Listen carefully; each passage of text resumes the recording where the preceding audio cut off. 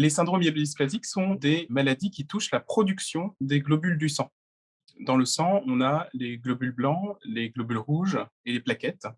Et en fait, les syndromes myélodysplasiques sont une panne de la fabrication de ces globules blancs, globules rouges ou plaquettes, avec à la fois une baisse du nombre de ces plaquettes ou globules rouges ou globules blancs dans le sang, mais ça peut être aussi une perturbation de leur capacité fonctionnelle.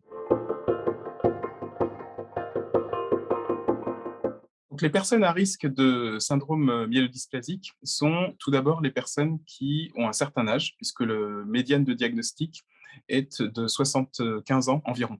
Alors pourquoi les personnes d'un certain âge? Tout simplement parce que au cours de la vie, on augmente la probabilité qu'une division cellulaire se passe mal et qu'on ait une mutation qui apparaisse au niveau de la moelle osseuse. Et donc, plus on est vieux, plus ce risque augmente. Et d'ailleurs, on a des syndromes myélodysplasiques qui sont généralement à 5 pour 100 000 habitants.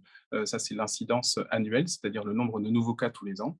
Et quand on regarde au-delà de 80 ans, on est plutôt à 50 cas pour 100 000 habitants, ce qui montre que c'est clairement une maladie de la personne âgée et on n'en retrouve pas chez les enfants.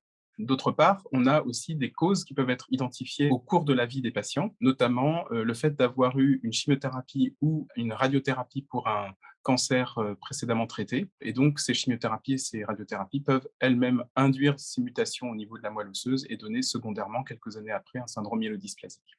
On a aussi donc les pesticides agricoles ou certains hydrocarbures qui peuvent être associés au syndrome myélodysplasique. Certains dérivés du tabac aussi sont associés à un risque de syndrome myélodysplasique plus élevé.